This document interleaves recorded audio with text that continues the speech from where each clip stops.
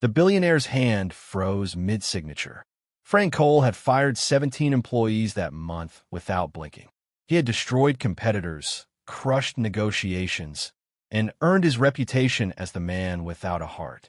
But now, staring at the security footage on his laptop, he couldn't breathe. The new maid was wiping down his kitchen counter. Nothing unusual, except for the ring on her finger. Not diamond, not gold. Just a crude copper wire wrapped around a piece of blue glass. A ring he had made with his own hands 20 years ago in an orphanage for a girl he had promised to marry. Frank closed the laptop, opened it, closed it again. His hands were shaking. The past he had paid good money to erase was standing in his kitchen, wearing the only promise he had ever made. Hello, welcome to African Moonlight Tales. Don't forget to like this video, subscribe, and share it with your friends. And most important thing, turn your notification bell so you can get informed when I dropped another amazing story. Drop your thoughts and reactions in the comments. What would you do if your spouse tried to kill you and you survive? Will you take a revenge or disappear forever? Frank Cole owned half of the East Coast's most valuable real estate. His penthouse overlooked Manhattan. His name commanded respect in every boardroom, and his net worth exceeded what most people could imagine in 10 lifetimes. Yet he couldn't sleep. Every night he lay in his California king bed, surrounded by Egyptian cotton sheets and absolute silence, staring at the ceiling until dawn crept through the floor-to-ceiling windows. His doctor prescribed pills. His therapist suggested meditation. Nothing worked. Control. That was what Frank needed. Control over every aspect of his life, down to the temperature of his coffee and the angle of his desk lamp. That was why he had fired his entire household staff 3 weeks ago. One of them had leaked information to a tabloid. He never found out which one, so he eliminated all of them. His assistant, a nervous young man named David, had presented him with a stack of applications for a new housekeeper. "I need someone who doesn't exist," Frank had said, not looking up from his documents. "Someone who won't talk, won't ask questions, won't try to become my friend. Someone invisible." David had found exactly that. Natalie Wright, 36 years old, 15 years of experience working for Manhattan's elite families. Not a single complaint in her file, not a single employer who remembered her face. Perfect. Natalie arrived on a Tuesday morning carrying a small bag and wearing a simple gray dress. Frank didn't greet her. He had David show her to the staff quarters and explain the rules. No conversation unless addressed. No presence in rooms he occupied. No personal effects in common areas. She nodded once and began working. For the first week, Frank barely noticed her. She moved through his penthouse like a ghost, cleaning surfaces he didn't know were dirty, organizing spaces he had forgotten existed. He would enter a room and find it transformed, though he could never pinpoint exactly what had changed. The lighting seemed softer somehow. The air carried a faint scent he couldn't identify, but found oddly comforting. His meals appeared at precise intervals, simple dishes that reminded him of something he couldn't name.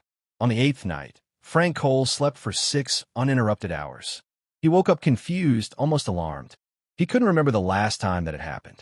His body felt strange, lighter, as if some weight he had been carrying had temporarily lifted.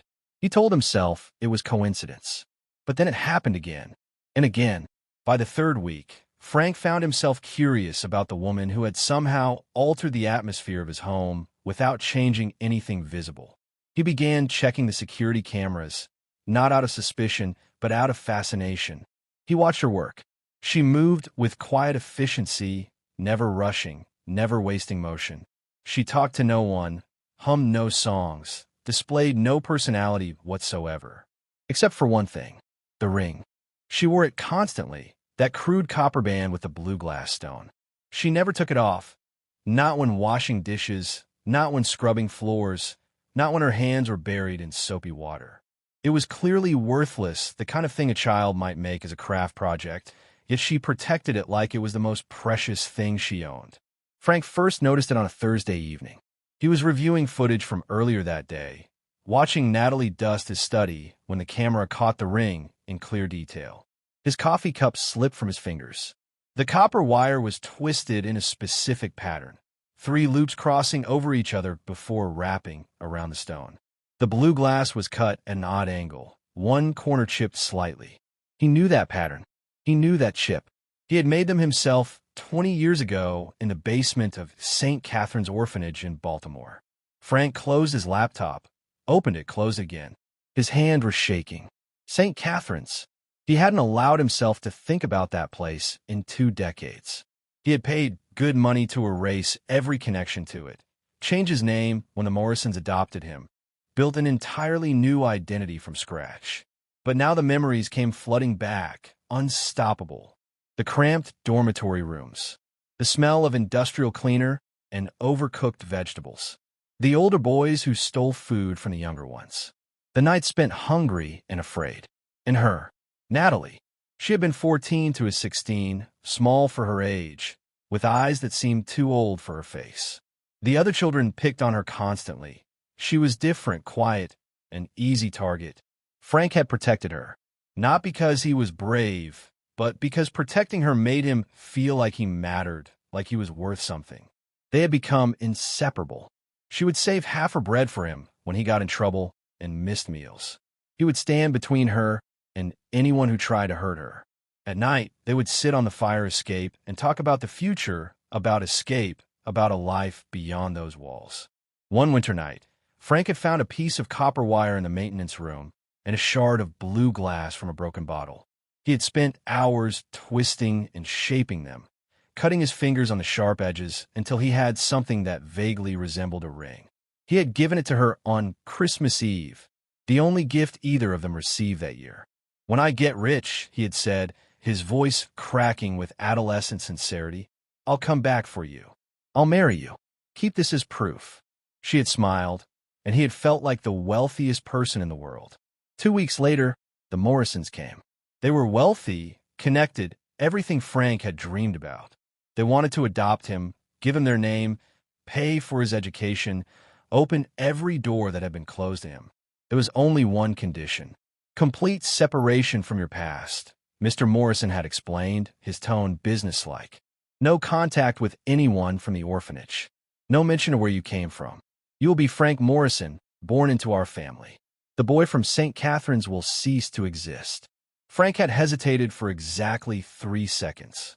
Then he had agreed. Frank didn't say goodbye to Natalie. He told himself he would find a way to contact her later, that he would keep his promise somehow. But the Morrisons were thorough. They moved him to Connecticut immediately, enrolled him in a private school, surrounded him with new friends and new expectations. And slowly, deliberately, Frank allowed himself to forget. When he turned 21, he changed his last name from Morrison to Cole. The Morrisons had given him everything, but their name felt like a collar around his neck, a constant reminder that he belonged to someone else. Cole was neutral, untraceable, entirely his own. It was the final step in burying the boy from St. Catherine's forever. He built his empire alone, trusting no one, needing no one. He told himself the past was dead. But now, staring at the security footage of a woman wearing a copper ring with blue glass, Frank realized the past had never left. It had been waiting for him. He could confront her, walk into the kitchen right now, and ask if she was the girl from St. Catherine's. But that would mean admitting who he really was. That would mean facing the promise he had broken, the person he had abandoned. Frank Cole had destroyed companies. He had bankrupted rivals. He had looked into the eyes of powerful men and watched them crumble. But he could not bring himself to face one woman with a copper ring. So he made a different choice. He would test her.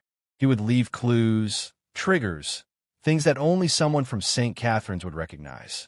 He would watch her reactions and gather evidence. And then, only then, would he decide what to do. It wasn't courage. Frank knew that. It was cowardice dressed up as strategy. But it was all he could manage. The first test came 3 days later. Frank placed a blue glass bottle on the kitchen counter before leaving for work. It was the same shade of blue as the shard he had used to make the ring, the kind of cheap glass that factories produced by the millions. But to 2 orphans who had nothing, it had meant everything.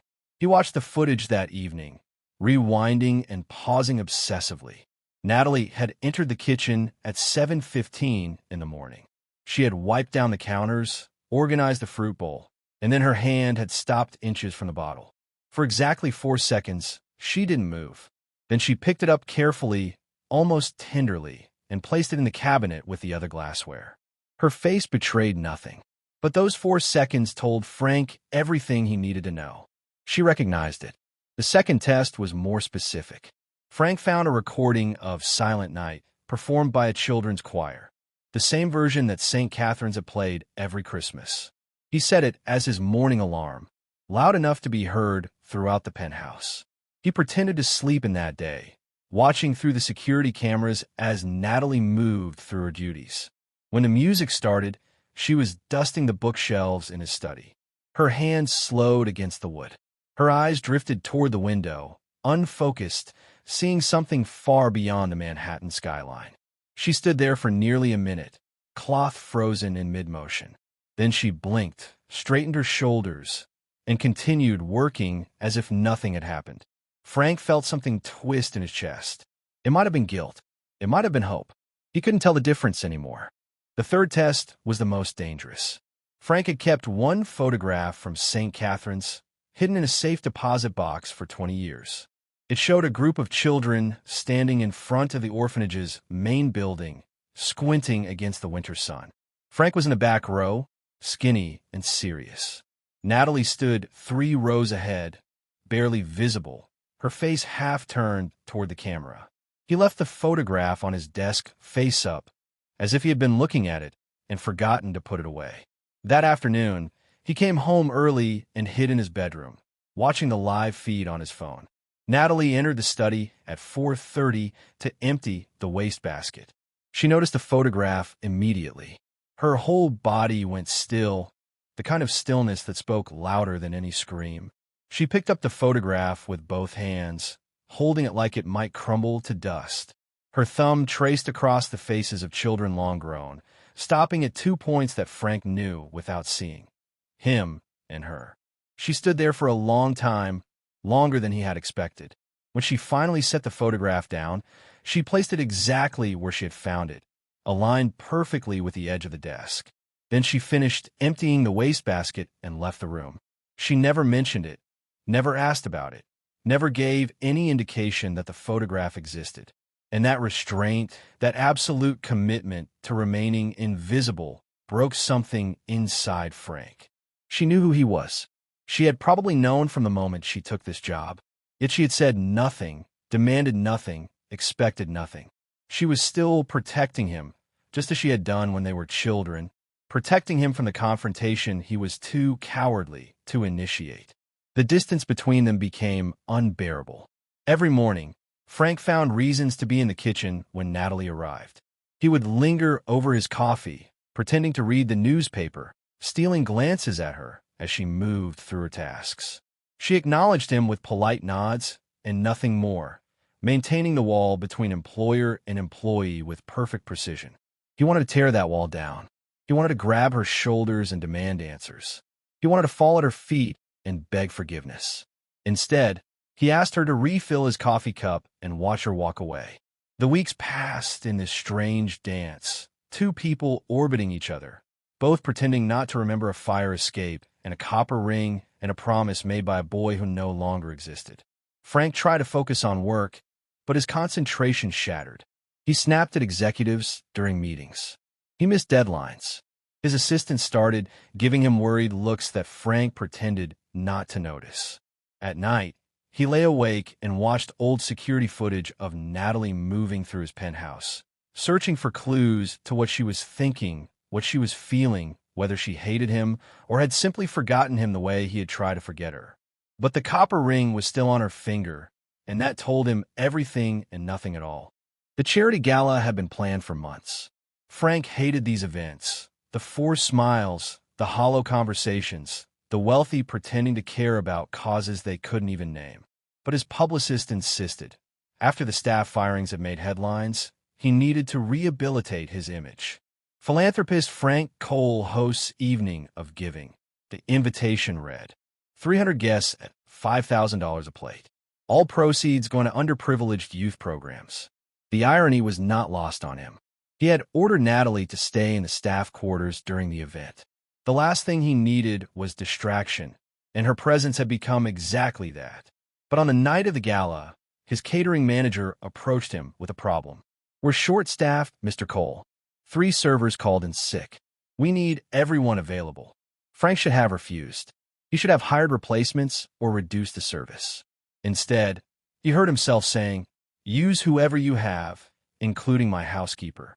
He told himself it was a practical decision. He told himself it had nothing to do with wanting to see her in his world, even for one night. Natalie appeared an hour into the event, wearing a simple black dress that the catering company had provided. She carried a tray of champagne glasses through the crowd, eyes down, movements efficient. No one noticed her. That was her gift, her curse, her survival mechanism. She could walk through a room full of people and leave no impression whatsoever. But Frank noticed.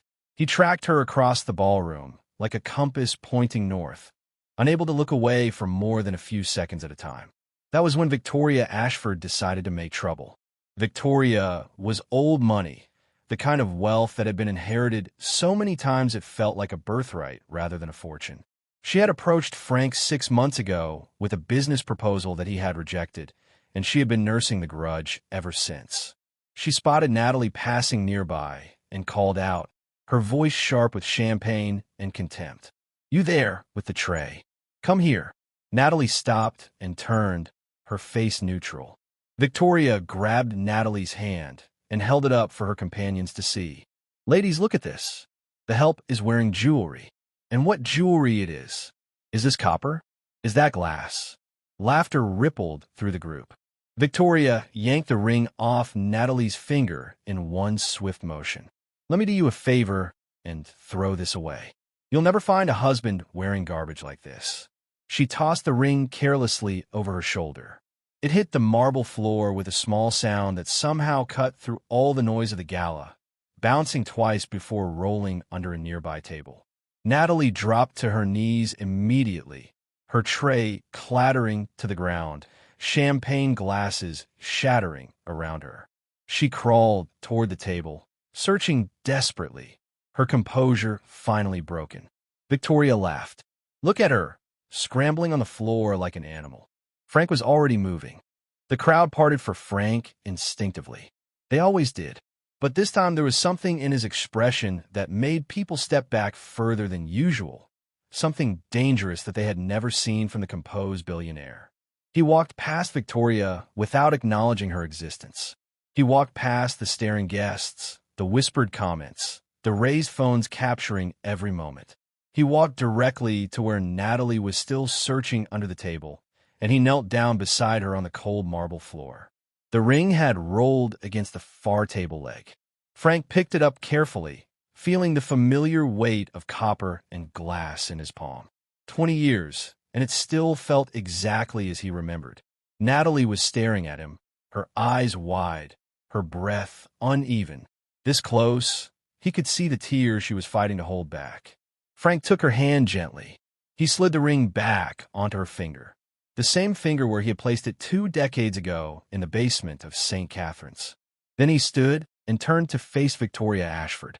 The ballroom had gone completely silent.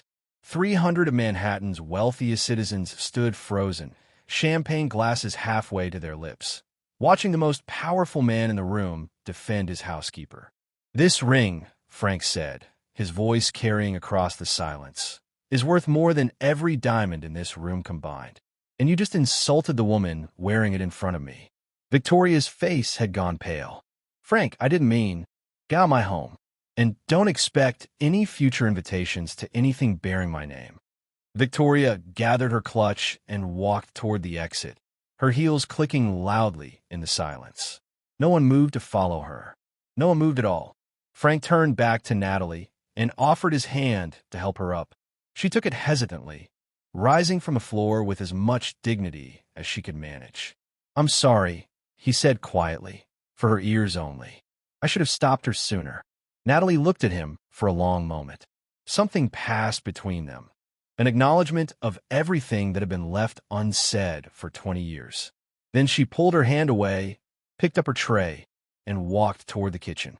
The gala continued, but Frank barely noticed. He spent the rest of the evening going through the motions, shaking hands and making small talk while his mind replayed that moment over and over. He had knelt for her in front of everyone. The billionaire who never showed weakness, who never let anyone see him as anything less than invincible. He had knelt on a dirty floor to retrieve a copper ring worth nothing, and he would do it again in a heartbeat. By midnight, the last guests had filtered out. Frank stood alone in the empty ballroom, surrounded by the debris of the evening, crushed napkins, abandoned champagne flutes, the faint smell of expensive perfume lingering in the air. He had finally done something right. Finally stood up for her the way he should have 20 years ago. But somehow, it still felt like too little, too late. Natalie was gone by morning. Frank found the letter on his desk, placed exactly where the photograph had been. The handwriting was careful, each letter precisely formed. Frank, I did not come here for money. I did not come to demand the promise you made 20 years ago. I came because after all this time, I needed to know what kind of man you had become. I needed to see if the boy who protected me in that orphanage still existed somewhere inside the billionaire everyone fears. Now I know. What you did tonight was more than I ever expected, more than I had any right to hope for.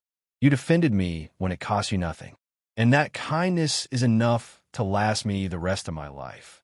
But I cannot stay. Not because you left me behind all those years ago. I made peace with that long before I walked through your door. You were 16 and scared, and someone offered you everything you had ever wanted. I would have done the same thing. I cannot stay because if I do, I will become the woman who waits, the woman who hopes, the woman who builds her life around someone else's choices. I spent 20 years learning not to be that woman. I will not unlearn it now. The ring you gave me is the only proof that someone once loved me enough to make a promise. It does not matter that the promise was broken. It matters that it was made. Thank you for kneeling. Thank you for remembering. Please do not look for me. Natalie. Frank read the letter 7 times. Then he sat in his empty penthouse, surrounded by everything money could buy, and felt the full weight of his own cowardice crushing him. He had known where she was for 5 years. He had hired private investigators when his empire was secure enough to risk someone digging into his past. They had found her easily enough, working as a housekeeper in Brooklyn, living alone in a small apartment, still wearing the ring he had made. He could have gone to her at any time. He had the resources, the power, the freedom. Nothing was stopping him except his own fear. Fear that she would reject him. Fear that she would forgive him. Fear that either outcome would force him to acknowledge what he had done. The person he had abandoned, the promise he had broken. So he had done nothing. He had watched from a distance, monitoring her life through reports and photographs, telling himself that knowing she was okay was enough. It wasn't enough. It had never been enough. And now she was gone again. And this time it was entirely his fault. Frank had built his fortune on the principle that every problem had a solution. Every obstacle could be overcome. Every battle could be won with enough resources and determination. But he couldn't buy back 20 years of silence. He couldn't negotiate his way out of cowardice. He couldn't acquire the courage he had never possessed. Natalie's letter sat on his desk, and Frank realized he was crying for the first time since he was 16 years old, standing in the driveway of the Morrison estate, watching the life he had known disappear in a rearview mirror. He had everything, and he had nothing at all. 3 days passed. Frank did not go to work. He did not answer calls from his assistant or respond to urgent emails from his board of directors. He sat in his penthouse and read Natalie's letter until he had memorized every word, every curve of her handwriting, every space between the lines. She had asked him not to look for her. He had spent 20 years not looking for her, and it had made him into a man he despised. On the 4th morning, Frank put on an old jacket he hadn't worn in years, left his phone on the kitchen counter, and drove to Baltimore. The address was still in his files, the same apartment she had lived in when his investigators found her 5 years ago. A small building in a working-class neighborhood, the kind of place where people minded their own business and didn't ask questions. Frank parked across the street and sat in his car for nearly an hour, watching the entrance. He had faced hostile boardrooms and cutthroat negotiations without flinching, but the thought of walking up those stairs terrified him more than anything he had ever encountered. Finally, he forced himself out of the car. The building had no elevator. He climbed 4 flights of stairs, each step heavier than the last. When he reached her door, he stood there for a long moment, his hand raised to knock, his courage failing him. Then he thought about the copper ring, the photograph, the 4 seconds she had frozen when she saw the blue glass bottle. She had carried his memory for 20 years.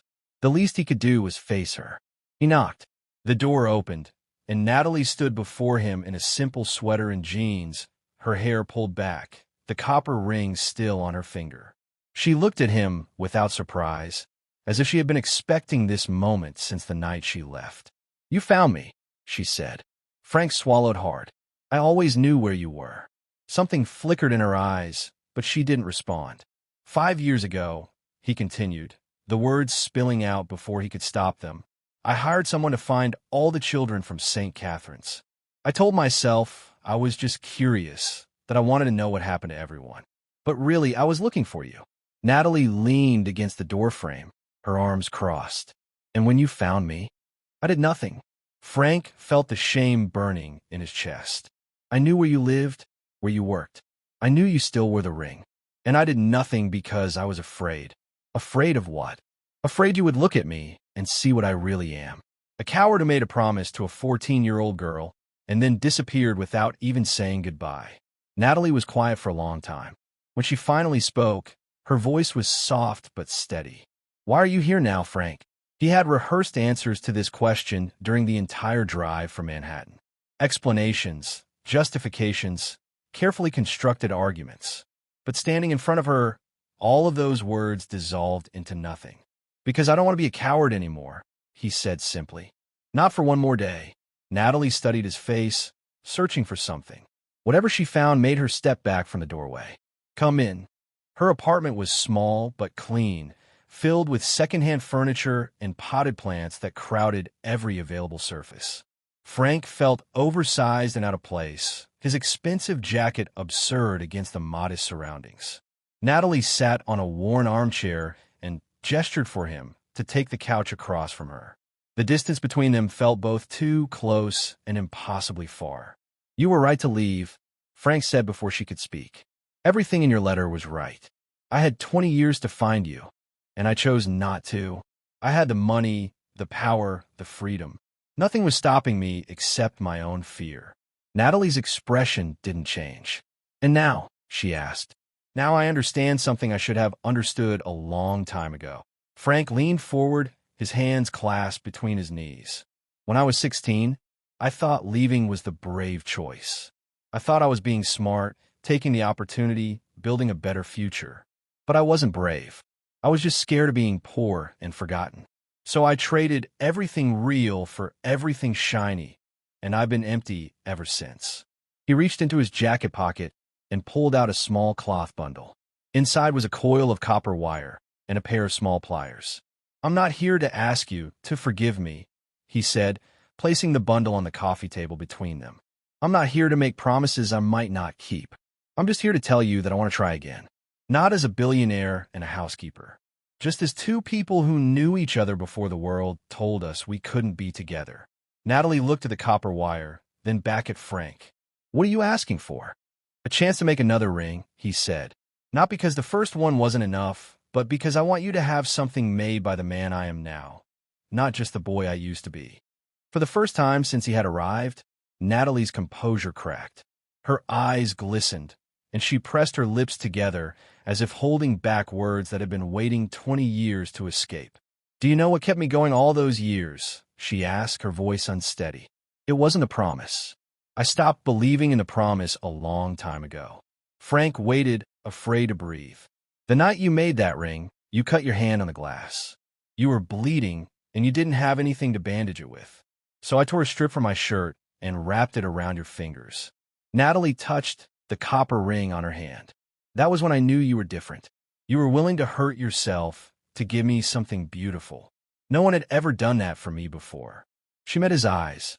"I kept the ring because it reminded me that I was worth bleeding for.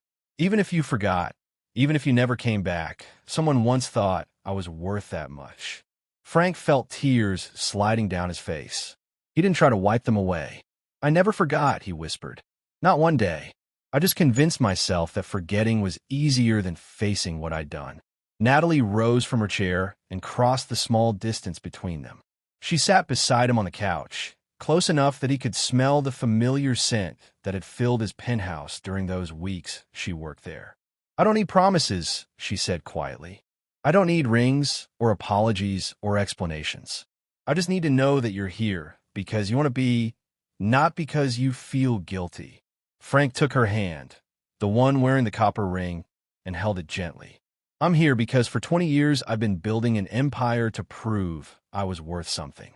And the whole time, the only thing that ever made me feel worth anything was a girl who tore her shirt to bandage my hand." Natalie smiled, the first real smile he had seen from her since they were teenagers on a fire escape, dreaming of escape. "Then stay," she said, "and we'll figure out the rest together." The seasons changed, and so did they. Natalie moved into Frank's penthouse, but she brought her world with her.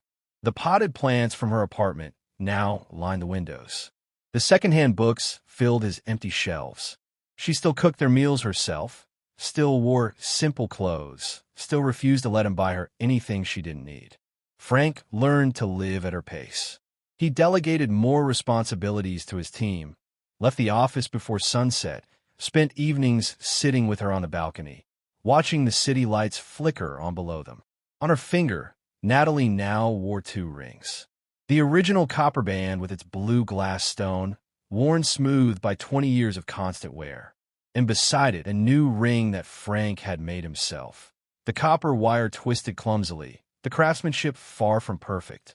He had cut his hand making it, just like the first time. Natalie had bandaged it with a strip torn from one of his expensive dress shirts, and they had both laughed until they cried. One evening, as the sun painted the Manhattan skyline in shades of orange and gold, Natalie asked him a question. "Do you regret it?" "The 20 years." Frank considered carefully before answering. "I regret every day I stayed away," he said. "But I don't wish I could change it." "Why not?" "Because if I had come back when I was 18 or 25 or 30, I would still have been the coward who left. I needed all those years to become someone worthy of sitting next to you." Natalie leaned her head against his shoulder. "You're still not worthy." Frank smiled. "I know, but I'm going to spend the rest of my life trying to be." The copper rings caught the last light of the setting sun, and for a moment, they glowed like something precious. Because they were. Some promises are born in poverty, made by children who have nothing but hope. Most of those promises break under the weight of time and circumstance. But the ones that survive, the ones that find their way back after 20 years of silence, those are the promises that matter most. Not because they were kept, but because someone remembered. Frank Cole had built an empire on the ashes of his past. He had accumulated more wealth than he could spend in 10 lifetimes. He had commanded respect and fear in equal measure. But sitting on that balcony with a woman wearing 2 copper rings, he finally understood what it meant to be rich. It had nothing to do with money. It never had. It had everything to do with being brave enough to face the person you had failed, humble 20 years of pain, and finally, hope. But can they truly rebuild what was lost? Subscribe to see the beautiful conclusion of this journey. Comment. Do you believe some loves are worth waiting for?